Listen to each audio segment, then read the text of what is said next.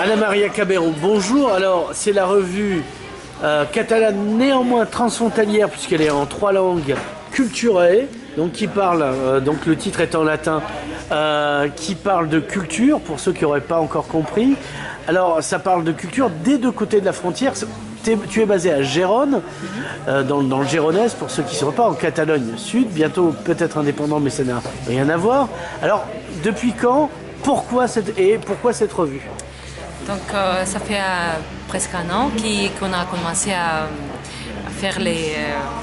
créer le projet. L'idée c'est de renseigner des deux côtés de la frontière des renseignements culturels, des projets, d'initiatives culturelles. Parce qu'on avait regardé qu'il y a une manque de cette façon de faire l'information, c'est-à-dire que il y a des renseignements de culture, mais des revues à Gérone et aussi à Perpignan. Il y a aussi des renseignements de l'autre côté, mais que pour le public de chaque côté. Alors pourquoi pas faire oui, comme si on était les... tous catalans, tu veux dire. Bon, c'est pas tout à fait ça, mais comme faire les deux territoires, ouais. la province de Gérone et le département de Pyrénées-Orientales, de dire voilà, on est prêt. Ouais, comme si on était un eurodistrict. Oui, voilà. C'est un truc qui a eu couru. Oui, et qu'il faut couper, il faut casser la frontière. C'est physique, mais qu'il n'y a pas. Mais il y a aussi, j'ai trouvé qu'il y a aussi beaucoup de frontières psychologiques. Oui, oui. Parce que pour les gens de Gérone, c'est plus facile d'aller à Barcelone que Perpignan et c'est la même. Ou alors, le même temps. De Perpignan, ils connaissent Auchan. Oui. Parce que comme on trouve des produits qu'on ne trouve pas à Gérone, c'est aussi très intéressant de trouver des produits on n'est pas habitué. Mais quand même, je pense qu'il se passe beaucoup de choses à Perpignan très, très intéressantes. Ouais. Et aussi de mettre en relief toutes les initiatives qui arrivent dans les deux territoires. On dit Gérone et Perpignan parce que c'est pour simplifier quoi. Simplifier parce que c'est Gérone, Boulotte, Bagnolas, Ripoll, Puigcerdà, la côte. Voilà. Et aussi il y a Perpignan, voilà, c'est la côte aussi, mais aussi Villefranche, Prades, Céret,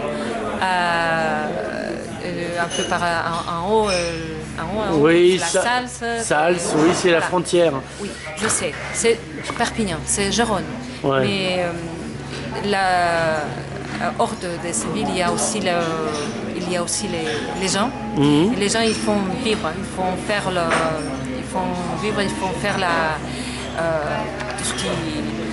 tout ce qui se passe. Ils font pétiller la vie. Oui, voilà.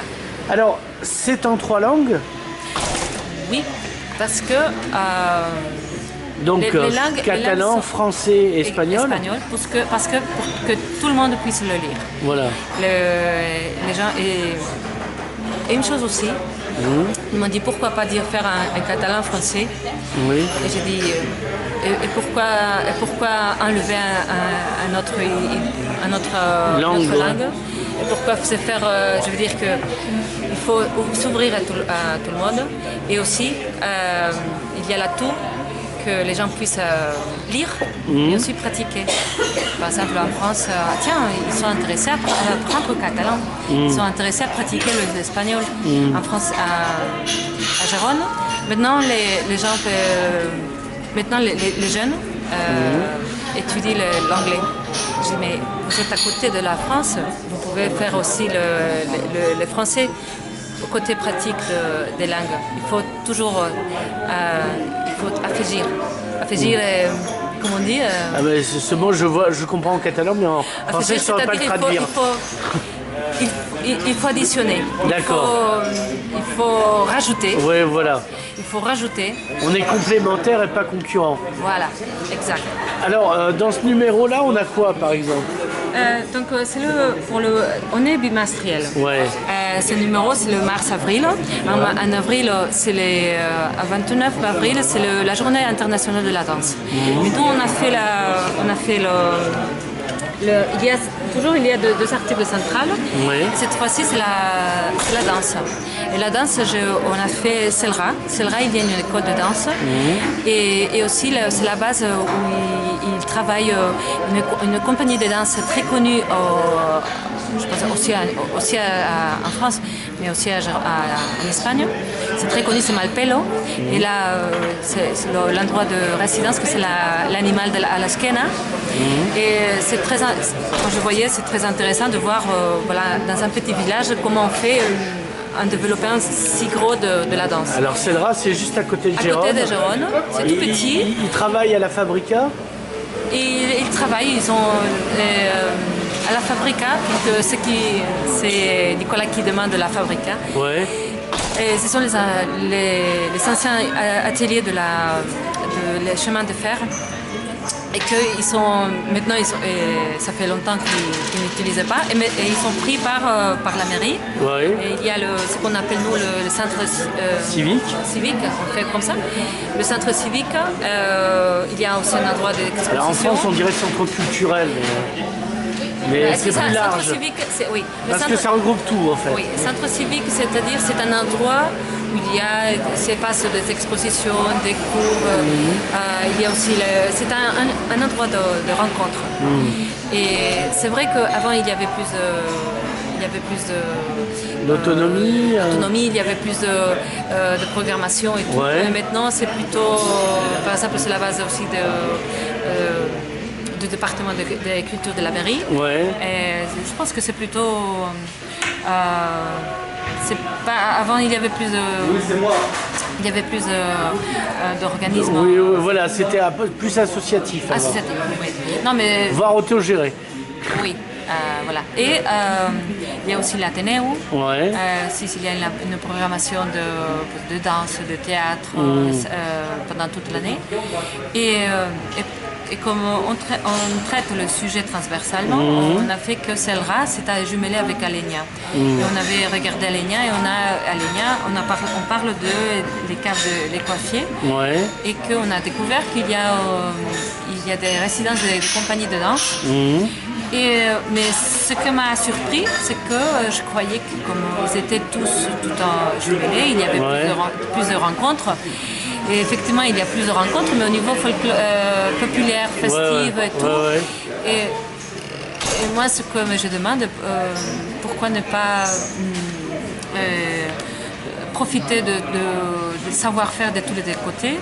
Ils ont les caves, un endroit pour montrer des travails. En CELRA, il y a l'école de danse, il y a des cours qui sortent de compagnie, et aussi la compagnie. C'est-à-dire pour faire plus de... pour faire plus d'échanges. Je sais pas, mais au niveau un peu plus... plus professionnel. Plus professionnel, voilà. Il faut créer des synergies et de faire, de faire montrer et de créer, de faire, de ne pas laisser arrêter les choses. Toujours en mouvement. En mouvement, voilà. Alors, donc il y a la danse, il y a une rubrique littérature aussi. Oui. Par la librairie Bentidos, c'est ça? Si, cette fois-ci, ils nous ont proposé de livres. Enfin, comme ça, je profite. Oui, vas-y, non, mais c'est le but du jeu, donc. Alors. Donc il y a une rubrique. C'est pas. Oui, non. La danse, toujours la danse. Juste une chose. Oui. L'école de danse, ils proposent aussi des cours, pas pour les handicapés, sinon. Des cours intégrés, c'est-à-dire qu'ils font des cours avec des personnes qui peuvent bouger comme normalement, mais vous voyez avec des gens handicapés. Donc, intégrés. Voilà. C'est-à-dire des danses intégrées pour exprimer, mais comme une chose normale, pas pour créer des choses pour les handicapés d'un côté, les personnes, on dirait, entre guillemets, normaux, comme ça. Ça, c'est très intéressant et ils le font depuis peu. Depuis peu, mais ils proposent ces sortes de cours. Alors, la littérature, voilà. Alors, donc c'est la librairie c'est le Vintidos. Vintidos qui nous a proposé ces deux livres, Ouais. Paris Austerlitz et c'est la vida sans la Sara. Sins la Sara Amat. Ça c'est en catalan. Et ça c'est en français. Non, pas Non, en Paris français. Austerlitz, non, c'est quoi? Moi je pense que c'est un anagramme, c'est en castillan. En castillan, d'accord. Et après, côté français, nous on propose les émois et voluptés. Les presses littéraires qui sont les presses littéraires d'ici. Voilà. Ouais. Jérôme Fricker, donc l'éditeur, qui est un copain d'ailleurs. Oui, et voilà, ça nous a dit, parce que c'est un livre, on dirait, de lecture érotique. Ouais. Voilà, je pense que c'est très intéressant. Voilà. Et aussi parce qu'on présente un livre bilingue en français-espagnol qui nous raconte une histoire comme un conte. Oui. Un conte. Et voilà, c'est fait par le conteur Clément Rio, c'est d'ici. C'est d'ici. Et il a présenté à Barcelone et ici à Perpignan. D'accord. Et on le fait en catalan, en espagnol et en français. D'accord. Alors, est-ce qu'il y a un site internet? Oui, il y a un site internet, mais c'est pas encore développé. Oui. C'est culturaemagazine.com. Ce que vous trouverez maintenant, on est en lien avec la plateforme ISO pour voir ce qu'on a fait jusqu'à présent. Oui. Mais on veut développer ce site pour faire complément avec notre revue. Oui. Et aussi, c'est qu'on a on a développé la page Facebook, qui ici c'est un peu, voilà, que ça bouge un tout petit peu, pour montrer les renseignements plus. Voilà, les contacts, etc. Les contacts, oui, c'est la page Facebook Culturae Magazine et Culturae, comme vous avez vu, c'est Culturae, c'est en latin, parce qu'il faut trouver la racine de 3 langues, c'est le latin. Voilà. Et voilà, c'est la culture pour tout le monde. Anna Maria, merci. Merci à toi.